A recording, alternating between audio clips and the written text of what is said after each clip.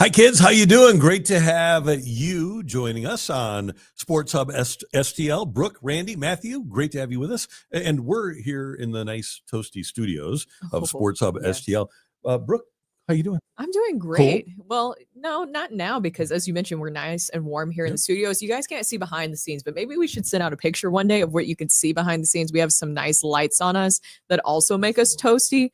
Outside, not so much. It's very, very cold. So that's not fun. You even helped me come in today, and you held my laptop and you're like, did you leave your laptop in overnight? And I was like, no, I just literally put it in my car. It's that cold outside. Cold. Yeah. So if you're somewhere else, not St. Louis, just appreciate that you've got the warm weather like they have down in Florida, and the Cardinals getting ready for the 2025 season. And MLB.com has an interesting piece out about every team's projected top flight player for 2025. And the folks at MLB.com, using Fangraphs projections, have Mason Wynn as the Cardinals' top position player for 2025, Sonny Gray as their top pitcher. Not surprised by either of those, but Brooke, I'm of the opinion, tell me if you agree or disagree, that if Mason Wynn is the Cardinals' best player, not that he's a bad player, if he's their best war player, I think that's a problem for the Cardinals. I think it really is a big problem. And by the way, they're tough for handle, but not that much when you think about it. But what's really interesting is that I think that it also means that your team is more stuck in that reset mode, and they're not a playoff caliber team. Yeah. And so they need Jordan Walker to step up. But by the way, I think my microphone. Matthew, mic problems here? Oh, Matthew's going to come in and fix the mic problems. Matthew was also our audio engineer over at the radio station too. And so now he's also the audio and video engineer once again. So we're going to work out the little kinks with that. Somebody did something. We were the only ones to do the show here yesterday. Here comes the big boss. To take a look at what's going on. He's saying, what's going on? We don't know. We're working. It's going in and out. Okay. Yeah. We see you all the time, Matthew. It's all right. We're getting it figured out. We are. Maybe we can stall just for a little bit. Do we need to go to one mic where you can use a little bit? Mic. Yeah. So my thought process here, and it has been for some. And you might need to just repeat just in case. Okay. Yeah. What I was saying was, if the Cardinals have Mason Wynn as their best player in 2025, not that he's a bad player, but you need to have better players. And WAR is generally based upon guys hitting for power, big OPS guys.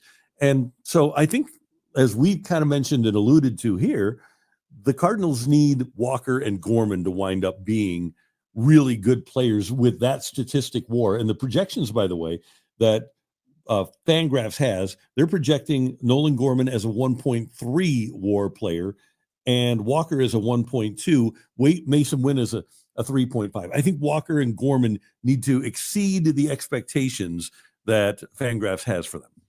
Yeah, it's really concerning because, as I was mentioning, I think what it tells me, if Sonny Gray and Mason Wynn are tied at 3.5 wins above replacement, that tells me that you don't have a playoff caliber team, and you're also stuck in that reset mode. I know that we keep talking about the lingo of what we're calling it during spring training going into the season. I know that Mozeliak mentioned the other day that it's more of a transition year, but if the WAR projections do turn out to be true, which I know a lot of people, first, I think we should say, have mixed feelings and thoughts on WAR. I don't know how you feel about it, but sometimes. What's it good for? So, Randy. I think here's maybe I skip my mouth. Here's the way I feel about WAR.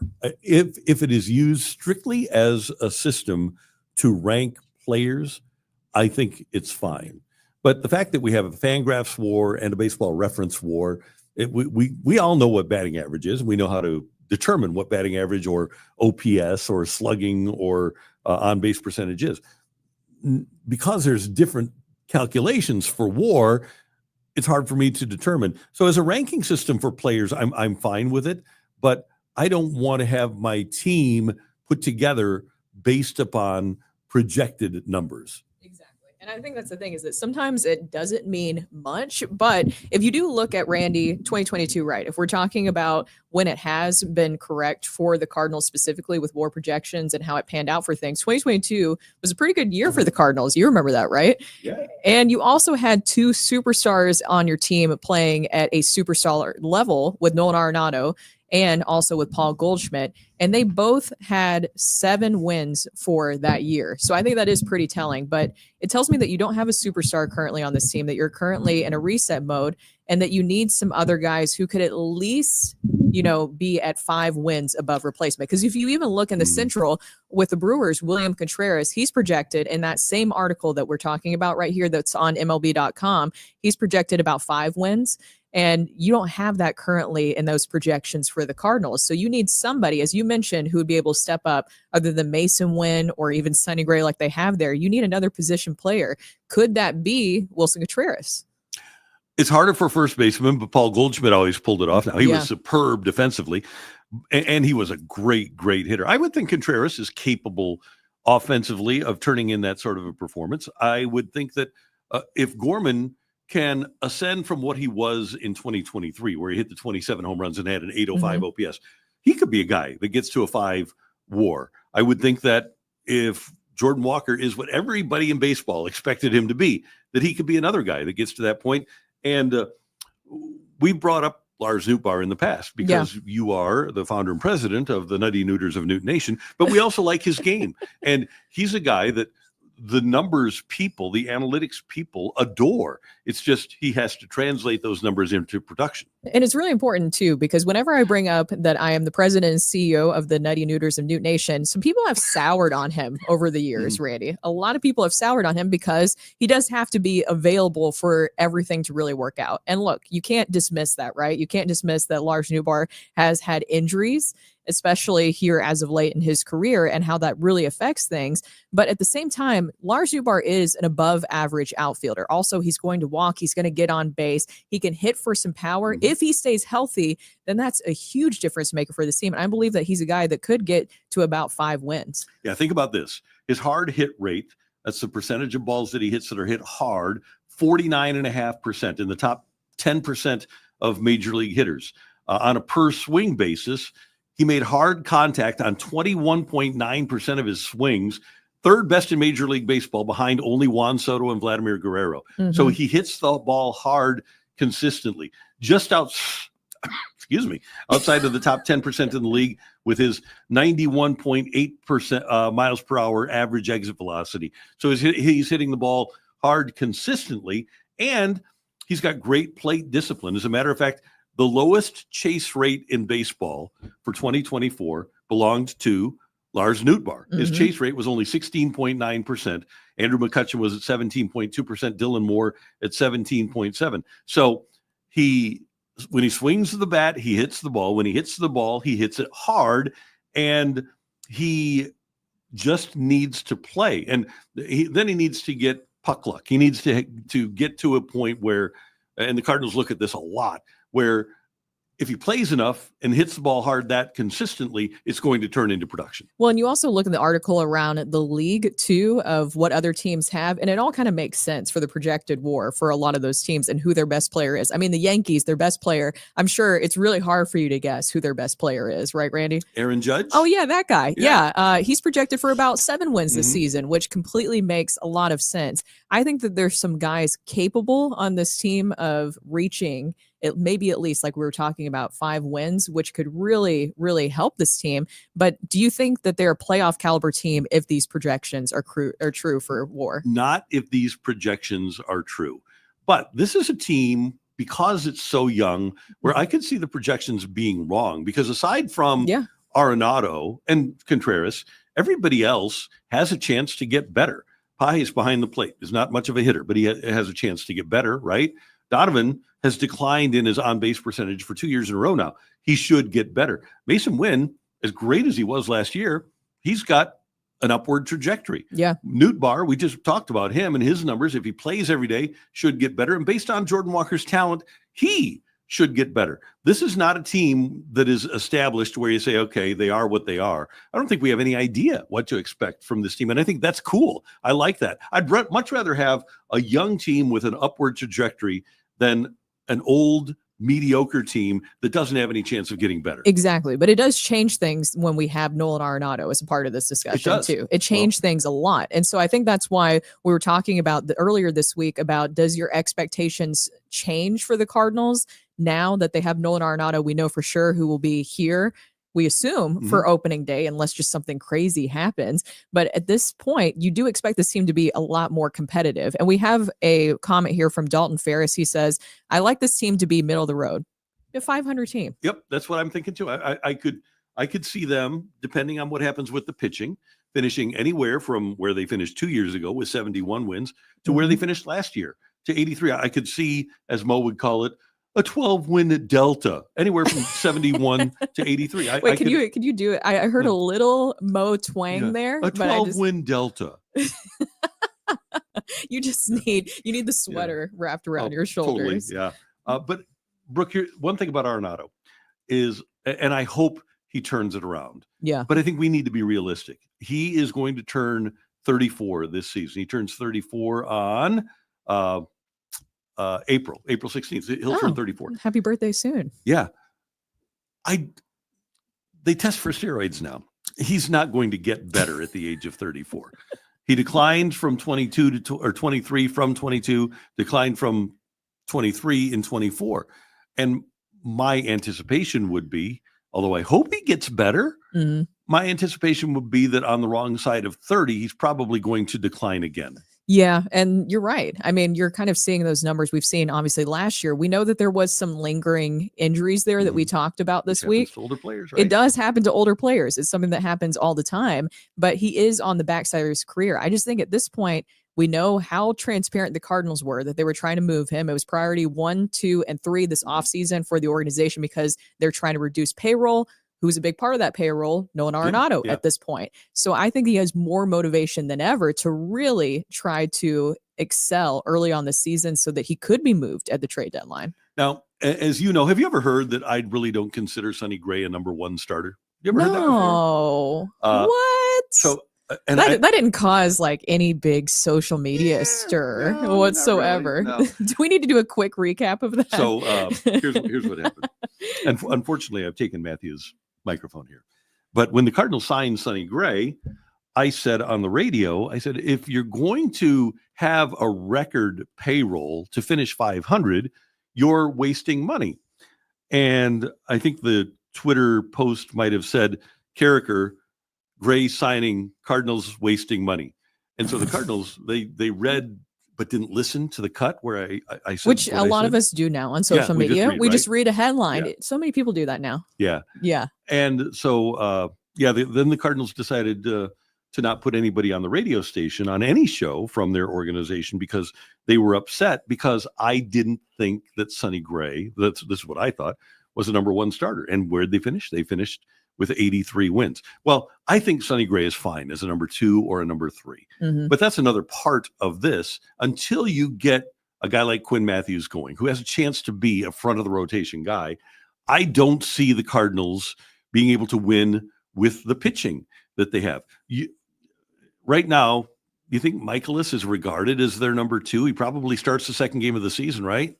Fetty, Matz, Palante. For me, Palante would start the second game of the season. Yeah. But the point here is that if Sonny Gray is your number 1, your clear-cut number 1, what other good teams would he be the number 1 starter He wouldn't on? be. No. And there's a difference between, an ace and a number 1 for your team. Yeah. I think that's the part where a lot of people got mixed up in that discussion. He's our number 1, but is he a number 1? Would he be top 2 in Philadelphia? Would he be top 2 with the Dodgers? Would he be top 2 with the Yankees? No. And aces are rare nowadays. So that's not a criticism of Sonny Gray. It's just an evaluation of Sonny Gray. It is what I think he is. And it's what he's been for his entire career. So that's another part of this. If Gray is your number 1 starter, and starting pitchers are the ones that pile up WAR. If you do Immaculate Grid every day, great hack, great starting pitchers pile up WAR numbers. The Cardinals are not going to be able to pile up WAR numbers with their starting pitching. Yeah, no, you really need that. I mean, you need something with the starting rotation. I think the starting rotation is a really interesting storyline to follow because we're so fixated to right now on these positional players and everything that's going on with Nolan Arenado that's a big story here. But also defensively, what things will look like behind those pitchers is another big part of this too. And you build up the middle, and that's why I mean, Michaelis is a pitch to contact guy. Right. And so is Michael McGreevy if he's in the rotation. Yeah. And that's why if everything was perfect, and everything would have been perfect, I hate to say this, everything would have been perfect for this team if they would have been able to trade Arenado.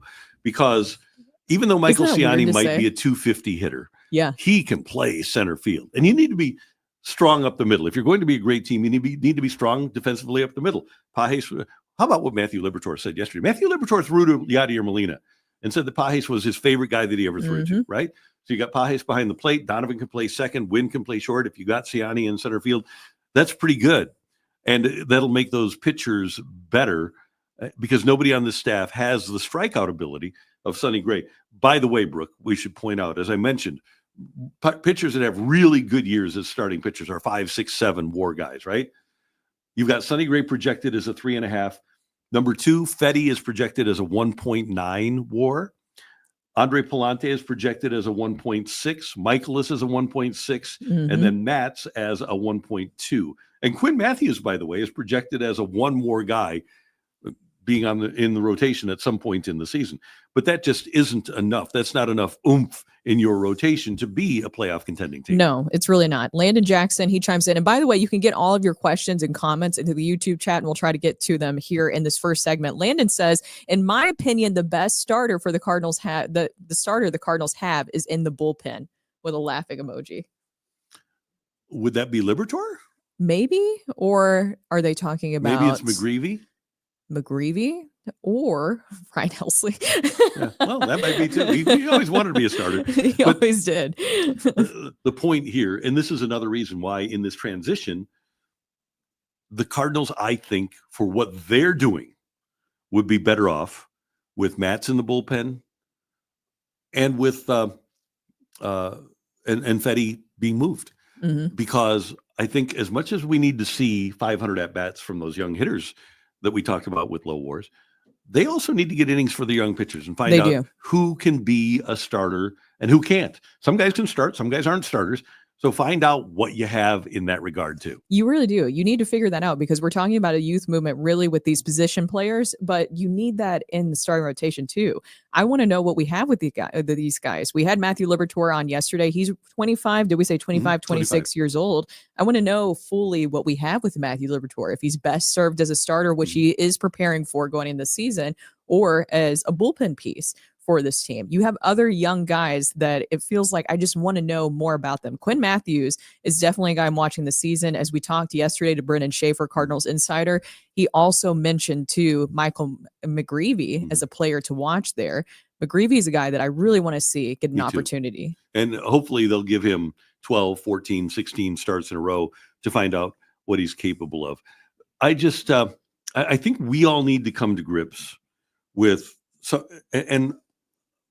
I did it last fall when I asked you guys if you thought that the Cardinals this year would have the same group of players coming back and they'll try to run it back. They're trying to run it back.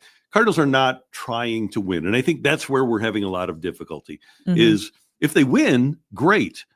But I think they know that these players aren't experienced enough to be a group that plays well when the seasons change and you get to September.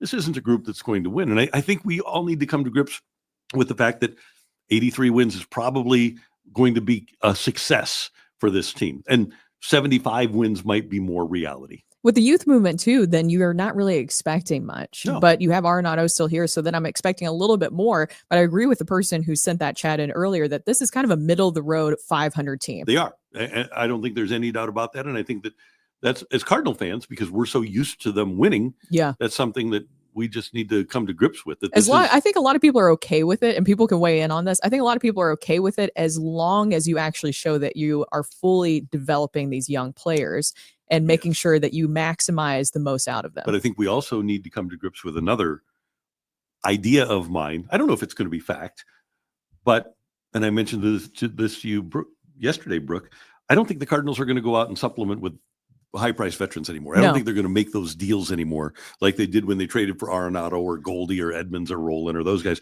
I think what we see when they bring them up is what we're going to get. that's going to be your new superstars. We were talking about how every single phase in the Cardinals organization, there was a superstar face of the organization that you always knew. Yadier Molina, Albert Pujols. You had different guys that were the stars. They want to get back to kind of that homegrown superstar. Every year since 1909, the Cardinals have had at least one Hall of Famer in uniform. And by the way, a few of those years were Tony La Russa. But for most of the time, they've had a Hall of Fame player in uniform.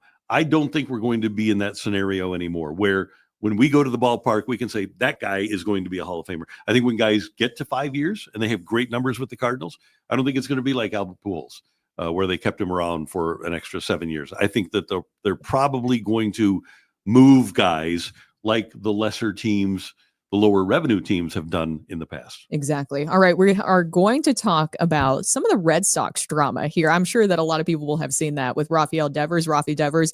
That's a very interesting story that kind of ties into the Cardinals with Wilson Contreras and also Nolan Arenado. But first, we have to talk about this kickoff party at Hot Shots where you could come see us. Yeah.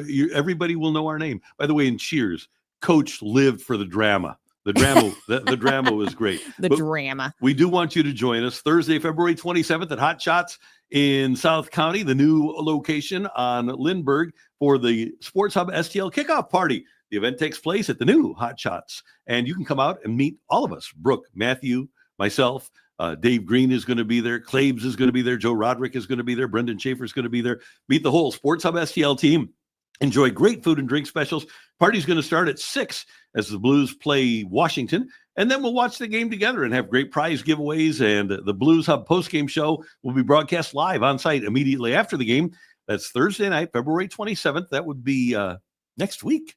That'll be a week from tomorrow, as a matter of fact, starting at 6 at the new Hot Shots on Lindbergh in Lean May. And we hope to see you there. Hot Shots St. Louis, home for all the games all the time since 1990. Find yours at hotshotsnet.com. Looking forward to that. All right, now it is time for the Grim Report. I need you to do it, Randy. The Grim Report. We need like earthquake sounds to go with that. All right, as I mentioned, we have to talk about the Red Sox drama because Rafael Devers will not give up third base to Alex Bregman. So just kind of a quick recap, which I'm sure a lot of people have been following this story, but there's a lot of drama going on in Boston right now. When you bring a new player in the organization, you should probably talk to that guy who's already at that position and make sure that he's fully aware of this plan. He has an 11-year contract. Yeah, that's an important part to mention there, Randy, because as we know, bringing in third baseman Alex Bregman, and they signed him to a huge deal. It's a reported like $120 million deal for 3 years, and he's going to play third base. That is his position. I think that's $40 million a year. That's a lot of money that you're investing to a third baseman. And so the issue is that the other day, Rafael Devers was asked about moving because they want to move him to DH, and he said, "No, I'm not moving. I'm a third baseman." And he also mentioned that Chaim Bloom, who we know, of course, used to be with the Boston Red Sox organization, basically promised him that position and that he's not moving. Alex Cora, he chimed back and said, well, he's not with the organization anymore, talking about Bloom, and this is what we're doing now. This is such a just crappy situation. Honestly, Randy, it's such a crappy situation. But Devers, in my opinion, needs to be a team player here. It's not about me. It's about we. If he wants to win championships, then he just needs to move over. They brought in Alex Bregman. That's obviously the right thing to do in this situation where he's a Gold Glover at third base. Why would you not have him play at that position? I don't even think that he's played at second base, but just a little bit in his career in the majors. And Devers racked up more errors than any active third baseman in the league last season. So I think that it's safe to say that he needs to move to DH. And that's something that could actually help the Boston Red Sox more than anything. I think so too. Matthew, do we have the Cora cut? Let's hear what Alex Cora had to say when asked about the fact that when Devers signed his contract, he was promised that he would be the long-term third baseman in Boston. You guys said that he'd be the third baseman long-term. Do you think the relationship is strained right now? He doesn't seem happy that, like, the team has gone back on their word. Strange between different people here, right? There's a different leader here. So, Chaim is in St. Louis right now. Chaim is in St. Louis now. So trying to talk to the third baseman / DH through the media. But yeah, there's a new sheriff in town. And I first of all, I love the fact that Alex Cora is doing that he's putting his foot down, saying, "Hey, this is about winning." And he did say that, "Hey, we'll talk to Rafi about it." But I think that if a player has an 11-year contract, he didn't win a World Series, did he? I don't think Devers did win. Maybe he did, but still, he should be a team player. He should understand, as you said, that he's not the best third baseman that they have anymore. And if you want to help the team win, especially when you have the contract and you're perceived as a leader, you do what the team suggests. And we made this point when we were talking about this particular subject about how lucky the Cardinals are. Yeah, they really are, because Willson Contreras in this whole situation, and it was a mess when they tried to do it the first time because they were trying to do it in season, just 33 games in, where they were trying to move him to catcher, to possibly outfielder, to a different position with the team. But the fact that he was able to take this challenge this offseason and willingly move over the first base, and I'm sure that there was some issues, maybe some consternation behind the scenes, but from what we know of, Willson Contreras is really just being a team player about this and saying, okay, I'm going to move over if this is what's best for the team. It also gets him every day at bats, and he's a great hitter. We know that there's going to be some growing pains for him at first base, but at the same time, his willingness to just do that for what's best for the team says a lot about Willson Contreras and how lucky the Cardinals are that they're not dealing with this whole Devers situation. And sometimes you just have to make those moves for the betterment of the franchise. Mike Trout was really reluctant to move from center field to right. And finally, I think Ron Washington convinced him. He said, "Hey, for the betterment of the team, will you do this for us?" And then Trout said, "Okay, fine."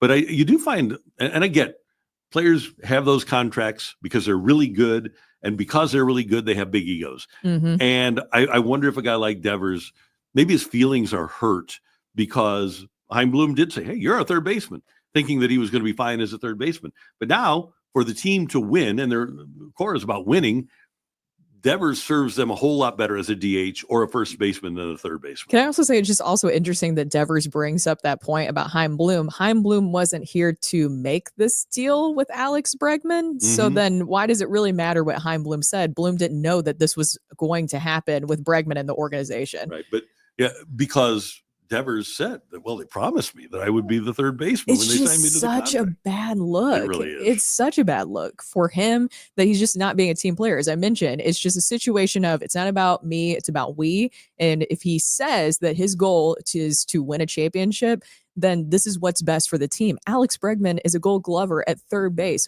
That makes the team better. Of course, he's athletic enough to move over to second base. Nobody's doubting that. But he should be at third, and Devers is a great hitter. Just move over to DH, and it works out for everybody. It's interesting, and you might be surprised by this. I've never made $36 million a year. But, what? Yeah, I haven't, Dave. But that being said, I feel like even as a veteran guy, I've been asked to change roles before. I've been asked to go from afternoons to mornings, and I've been asked to leave. But I'm a team player, and I walk out with I change roles with my belief that I'm doing things for the betterment of the team. Yeah, the leaving part, that still hurts. Okay, you guys want to you want to go behind the scenes here? Okay, this is I'm fun. Scared of where this is going. This is fun. It's fun. Matthew's saying what. So, and Matthew doesn't have a mic, so then he can't fully chive into this. So we all worked at a different place, and we all got let go. And we got an email basically that said, "You're being let go. We're going to have meetings." And we all walked back into the office. You guys remember what I did right when we got in the office? You started packing up your stuff. I started cleaning out my desk. I knew. Yeah. So I think it's just an Uncle Randy tip for you. If you're going to leave quick. It's So it's make it fast. Yeah, there's no reason to waste anybody's time there. That's what I did. Yeah, it's never a good situation. That was the first time I was ever let go from a job, and so that's just it's not fun to deal with. But I mean, luckily we didn't. For anybody, by the way. Luckily we didn't get walked out. Now I did witness that one time where you had to be let go because they say, I don't know how to feel about that. I understand that sometimes it's just kind of security procedure, right? Where they just want to make sure, I guess, you don't terrorize things on the way out. Yep. But I've had experience at least seeing that where they would have security come escort employees out. Yeah, I don't like that. By the way, on the YouTube chat, Jeff chimes in. He says, "Been there, got out in 10 minutes." Yeah, that's about what I did too.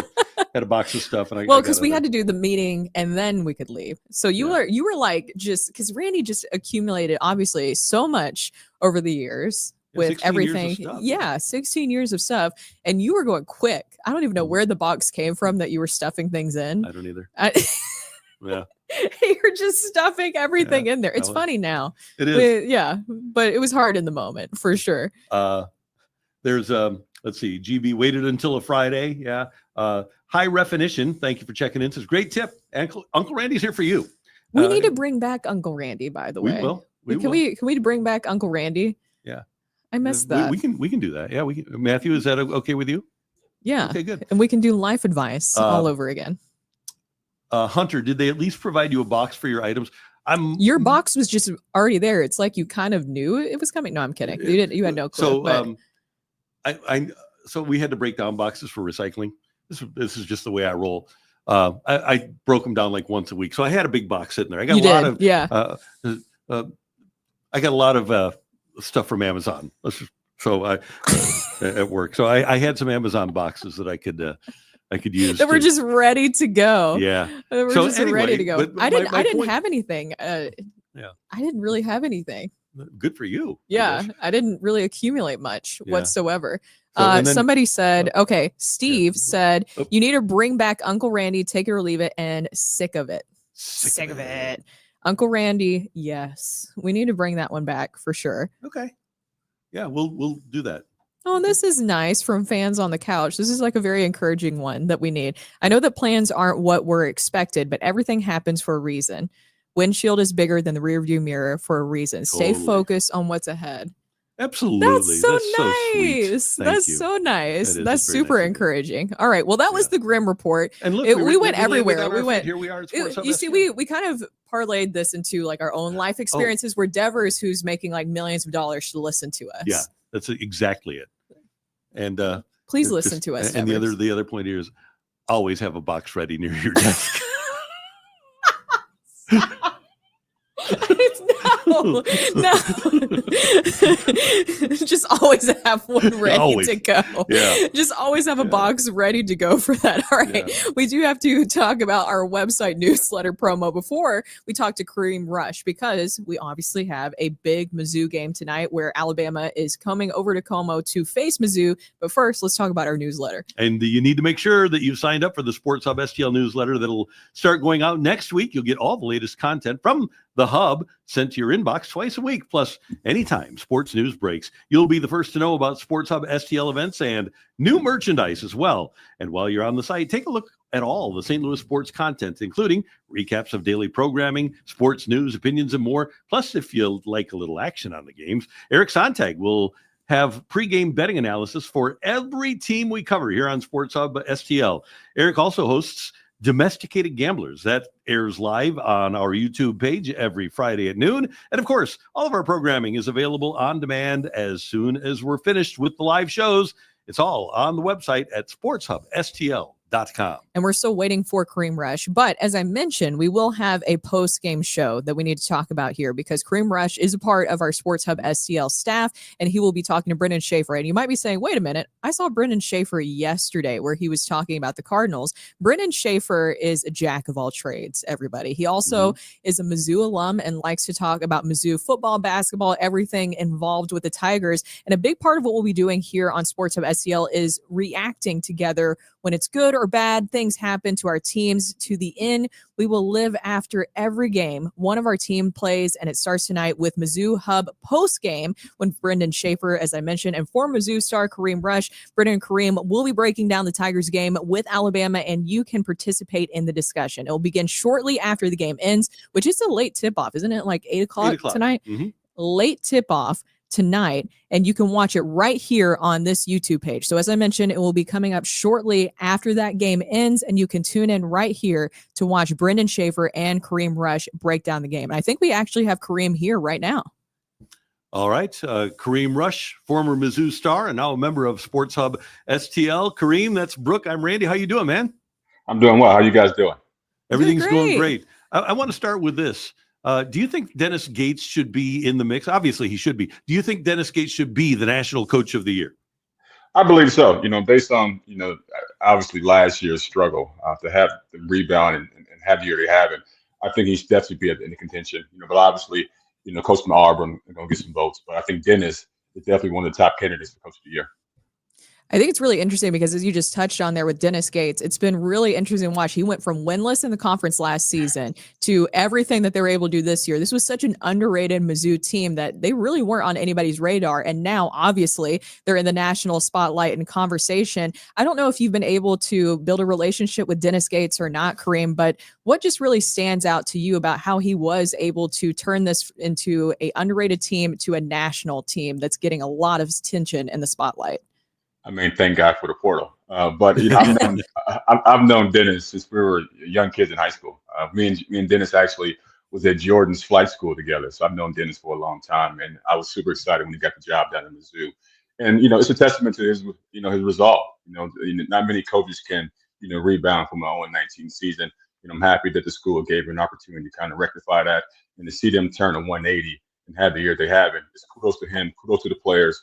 The alumni, all Tiger fans deserve to have a team that's playing as well as they are, and I'm very happy for this.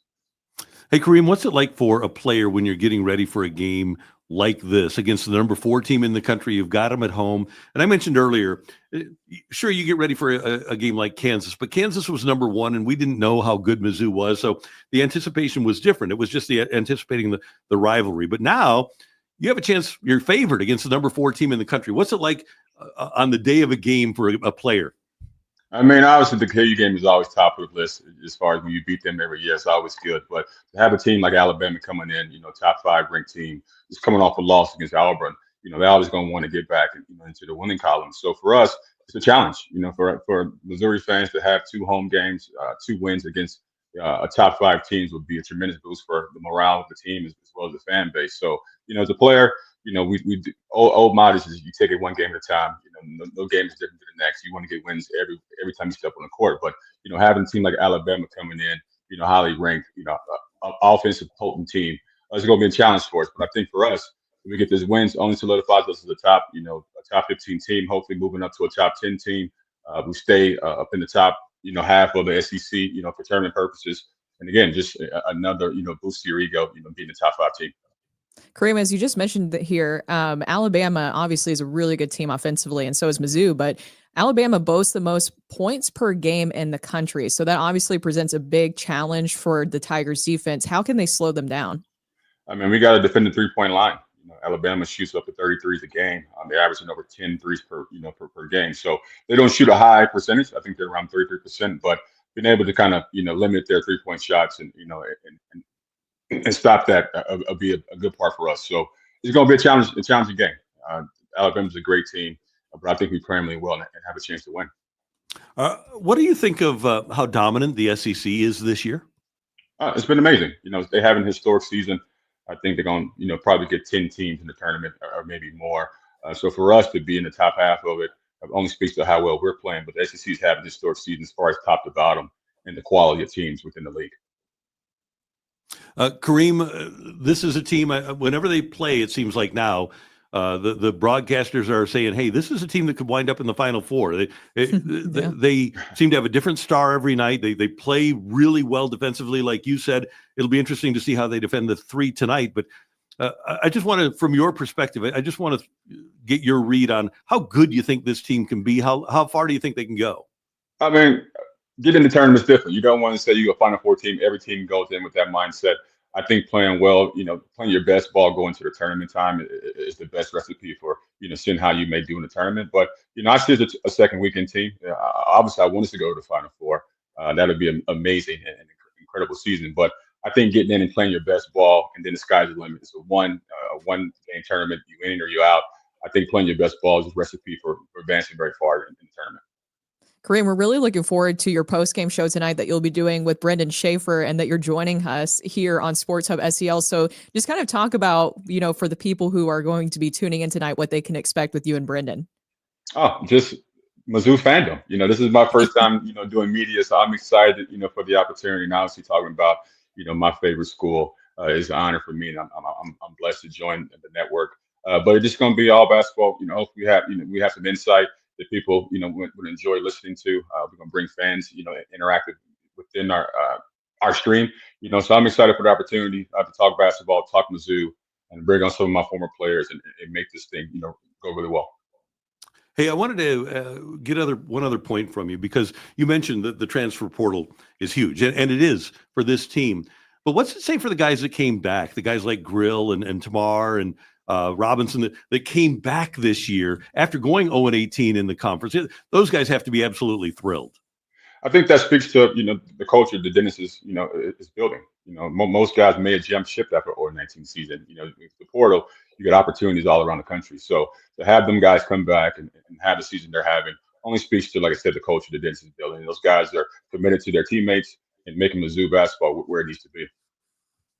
Just want to kind of ask you too about the transfer portal and NIL. What do you make of all of that? I love it. As a player, I wish I had the NIL. Yeah. I would have never left, but to see guys have control of their futures and their careers, I think it still needs some things that need to be figured out with it. There's a lot of volatility within the portal, but I think guys getting an opportunity to leave and explore new opportunities is great for players.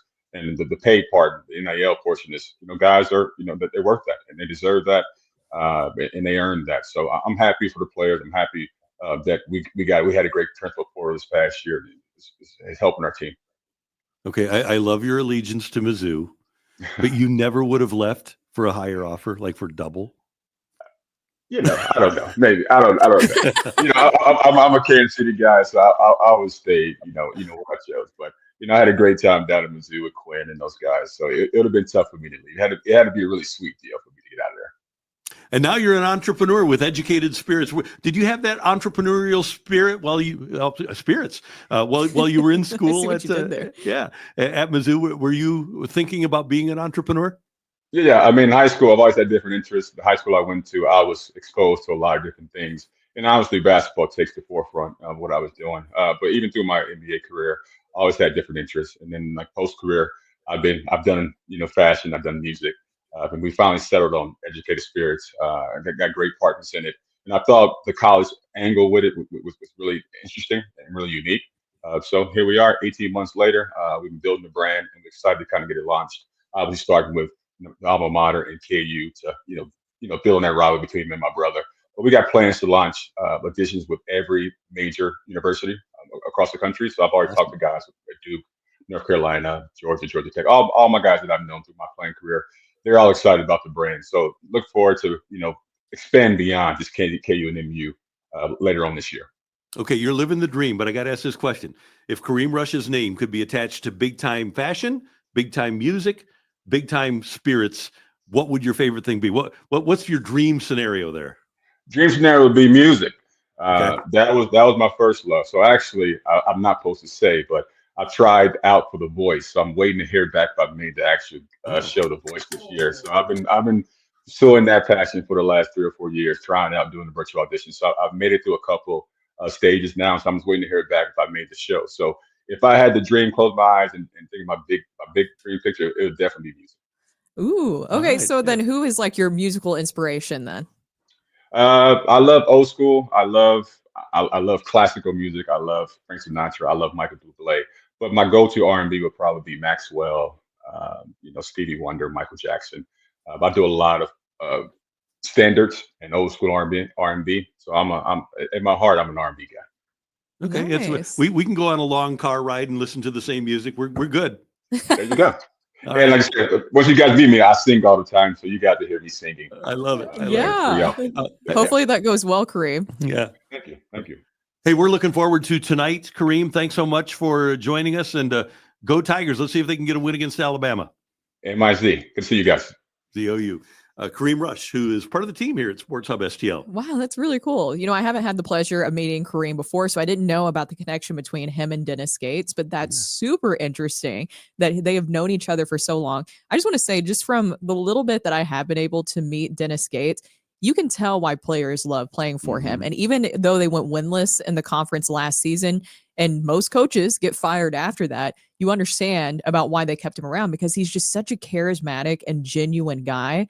And he's so nice. I mean, Yeah, seriously, he's great. so nice. I'll never forget when, they came here for, the Mizzou Illinois game. I'll never forget, like, Dennis Gates literally took the time to shake every single person's hand and Yeah. like meet them He gets it in personally. 2025. He really doesn't does. Yeah. So there's a great piece in The Athletic. If you get an opportunity to read it, it's about Dennis Gates. It came out this morning. A couple of things, though.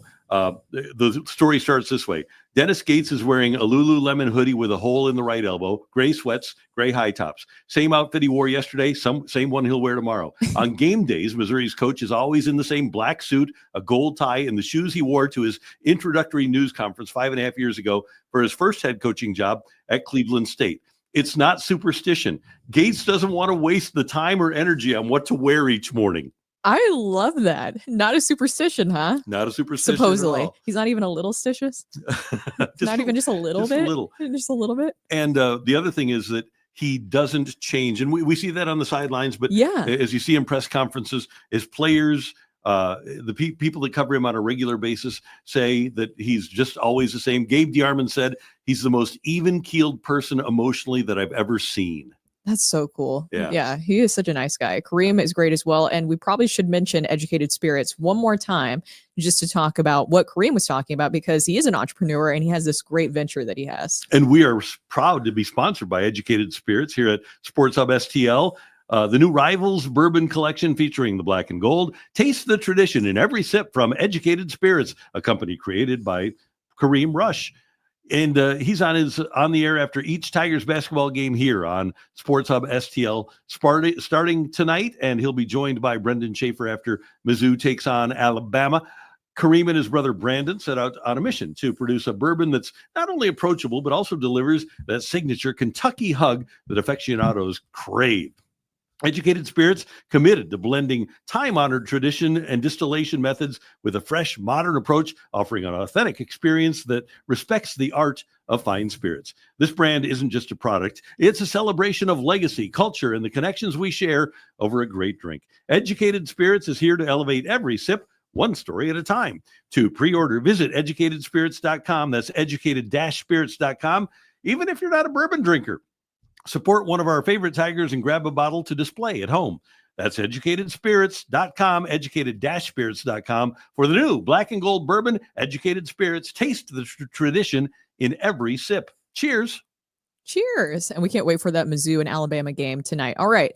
Now we have to talk about today's overarching item. And as we talked with Kareem, Mizzou is facing Alabama tonight. That is going to be a huge matchup. What are your predictions that you guys have for the game tonight? Mizzou is favored by 1.5, I think, at home.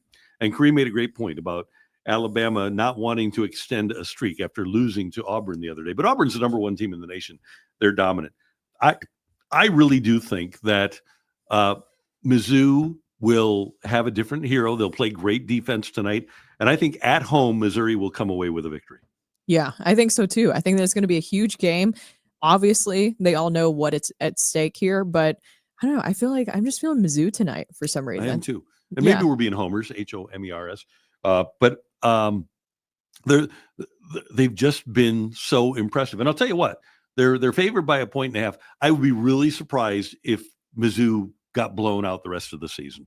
They've been, if they haven't won recently, they've been in every game. They against number 10 A&M, they lose by 3 on a 3-pointer at the end. Against number 4 Tennessee, they go on the road and lose by 4, and they're in it till the last minute of the game.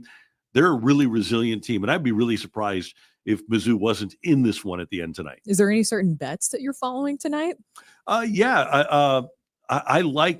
Mizzou is minus 114 to cover at 1.5. So I like them to cover and at minus 114. I think they're plus 114. I think it's a pretty good bet. Yeah. And we have a lot of comments coming in. So if you have any final thoughts or comments on the show today, anything you want to get in, also life advice on if you need to keep a box near you at your desk and how you kind of hide the box, maybe so that work doesn't get a little too suspicious, because you can't have just a mystery box, because then if your boss comes by your desk, then they say, well, what's going on with this box over here? You like, you ready to like go at any moment here? The way things have been going.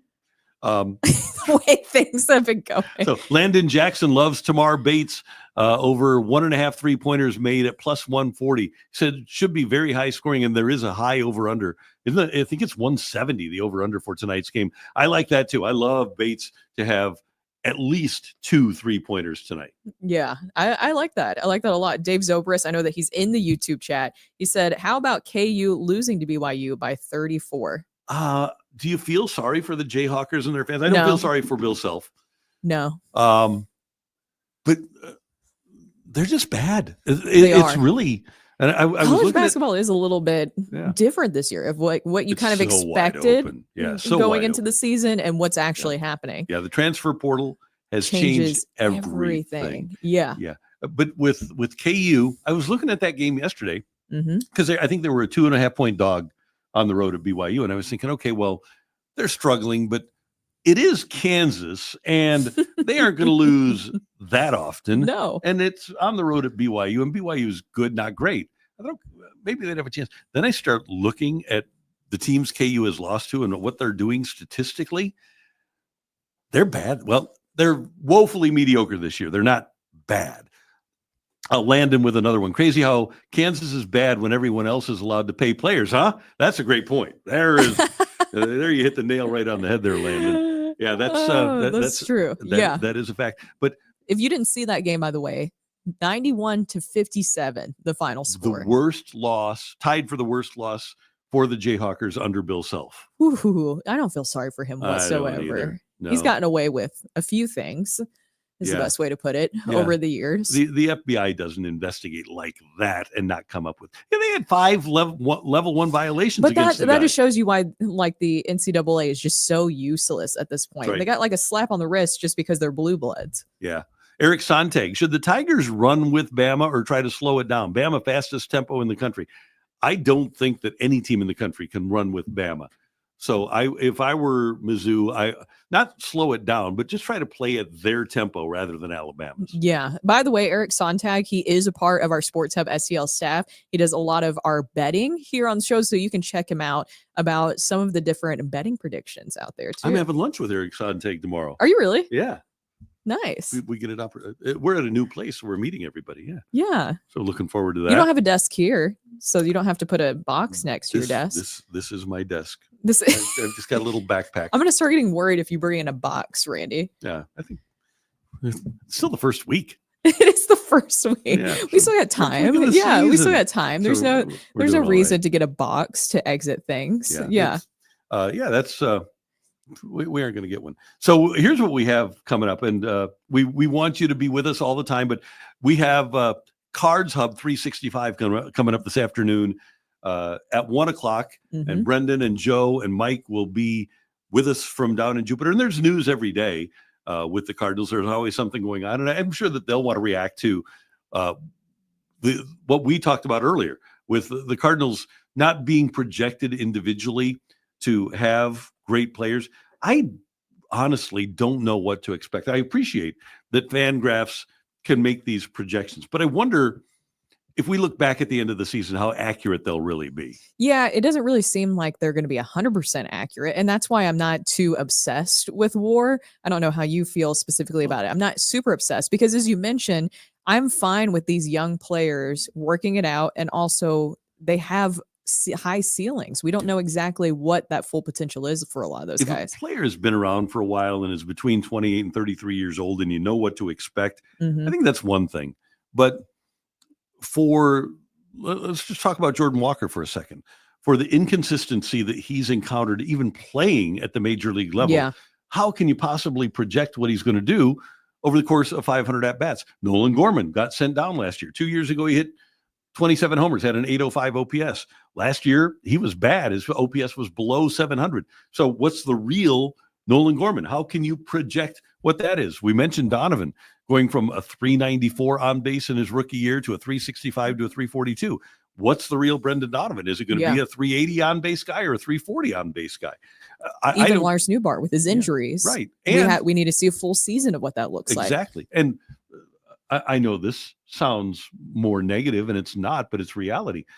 After you play a rookie season, all the other managers and coaches are watching video to see where your holes are. There's no guarantee that Mason Wynn is going to be as good as he was last year. I know it's very difficult to project what a young player is going to be. Well, and they also kind of limited his playing time. Remember early on where he kind of took some days off in between, saying that it was with the back issue that he was dealing with.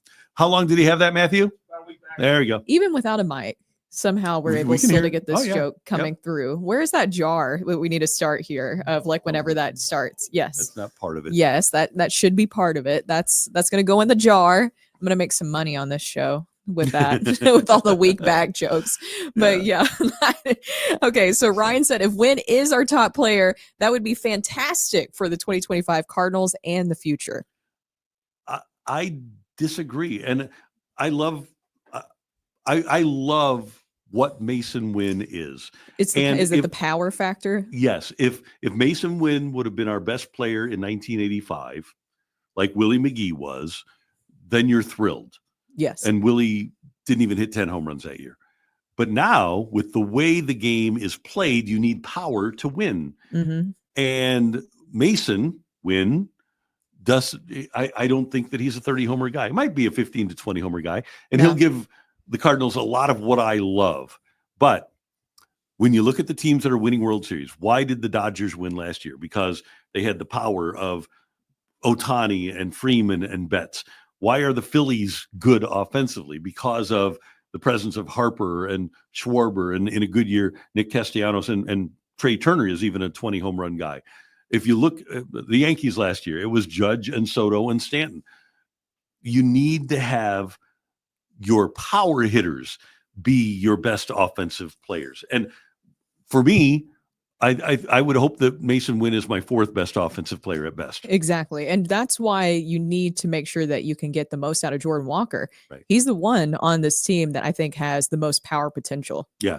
But Walker, Gorman, Contreras, Arenado, you want all four of those guys to be more offensively productive than Mason Wynn. What season was that? 2023 when Gorman had how many home runs? 27 home runs 2 years ago. Yeah, that's right.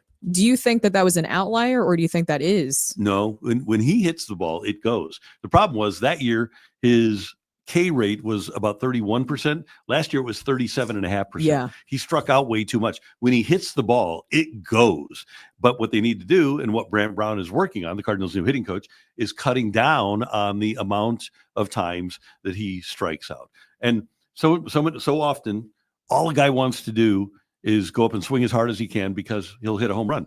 With Nolan Gorman, he doesn't have to swing as hard as he can because he's so strong. When he gets his bat on the ball, he hits it hard. So I think that's what the Cardinals need to get out of him is cut down on the strikeouts, just hit the ball, and let's see what happens. Did we even see what Gorman's wins above replacement? I've got that for you right here. I think it was 1.3. Was it?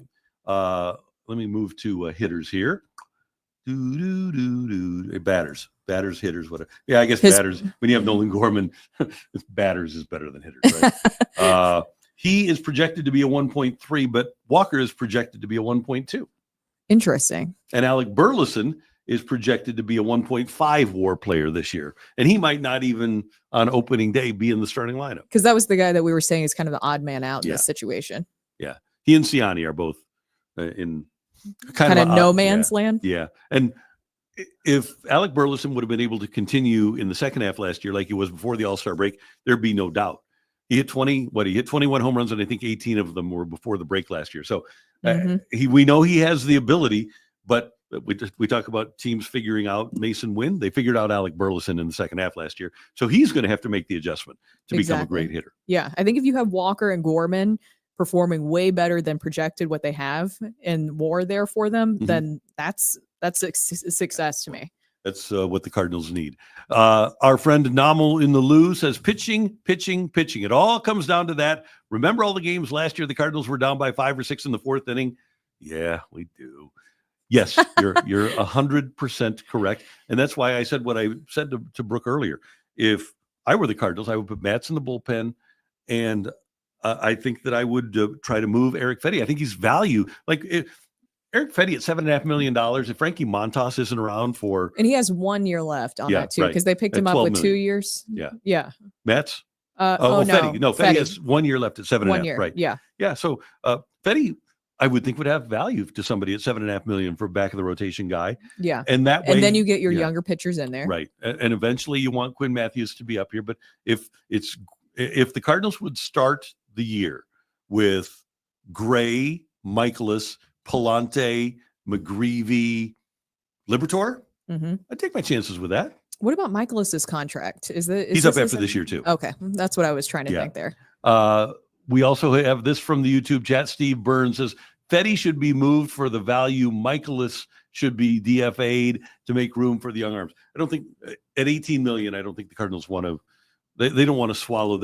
There's two things about Miles Michaelis. Number one, they don't want to swallow that money. But I think the other part, Brooke, is, and tell me if you agree, with Palante, McGreevy, let's just assume that it's Palante, McGreevy, and Liberatore.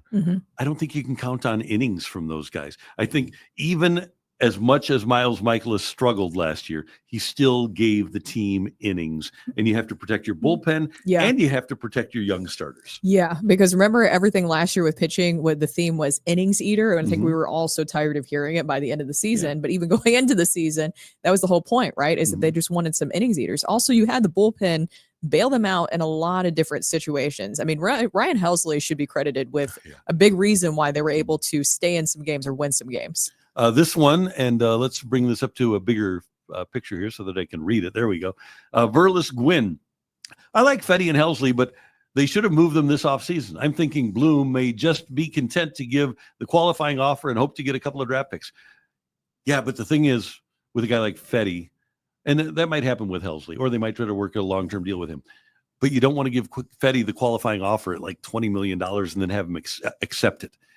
So that would be troubling, I think. Yeah. If you were able to find something with Fetty and with Matz, that would make a lot of sense. If you could trade them? Yeah. Yeah, I agree. Yeah. And I think that's a good idea. I think so. Yeah. It doesn't seem like they're even thinking about that, though, does it? No. And I get they like the veteran pitchers and they like to give us this illusion that we have a chance to win, but they really don't. I think they have as good a chance to win with the young pitchers as they do with the veteran pitchers. And Brooke, I think it's illustrative of what they think of guys that this year, guys that they really liked, even in the second half last year, Gibson and Lynn, who we all love as people, but nobody wants them on their staffs in 2025. I think that's really telling. Yeah. I think that's really telling. Yeah. So, and with Michaelis and Fetty, I think you have a lot more of the same. Yeah. Well, because remember, too, Lance Lynn said that he wasn't looking at being a closer or being part of the bullpen when he was with the Cardinals, when he was coming back from injury, that he still wanted to be a starter.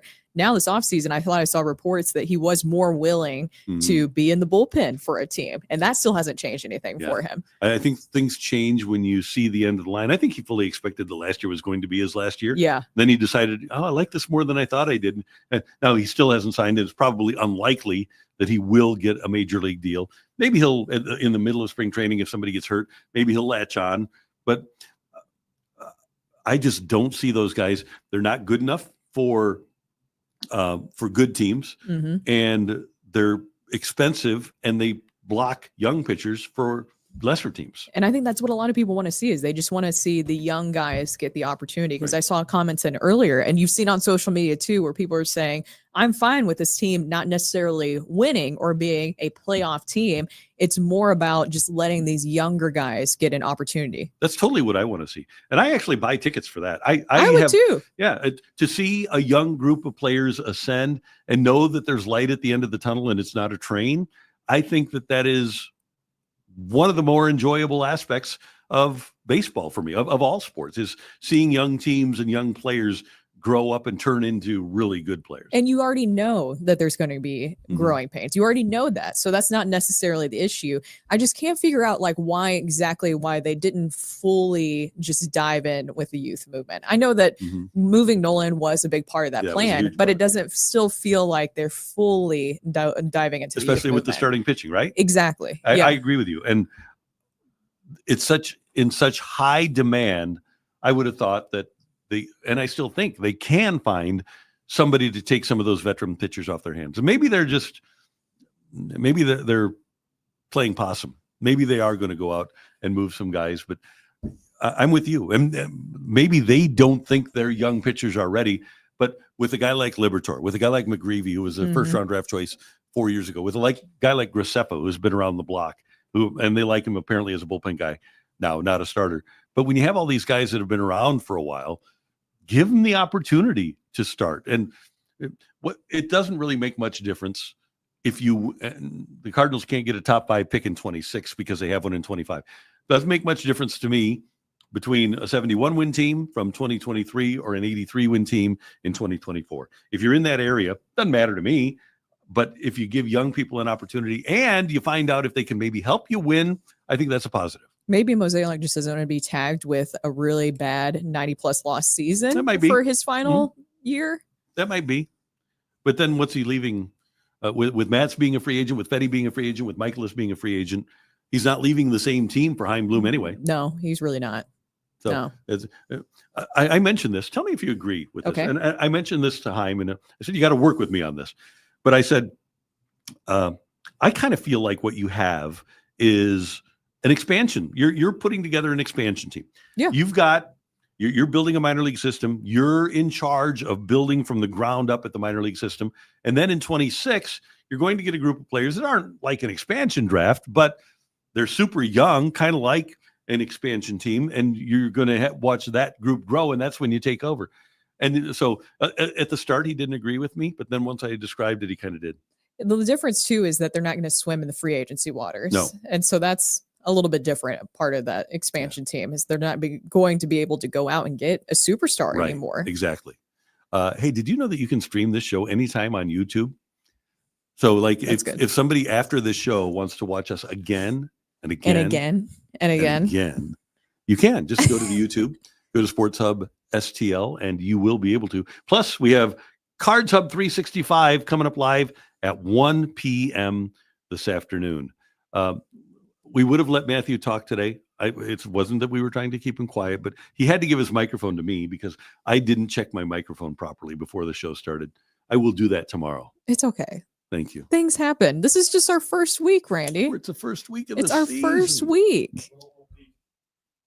What is it? Oh, okay. Mega Man mini games coming tomorrow? Yes. And we'll get the mic situation figured out. We will. All right. I think that'll do it for us.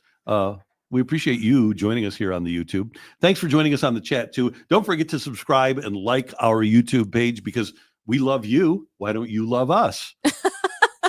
Please love us. At least like us or please love us.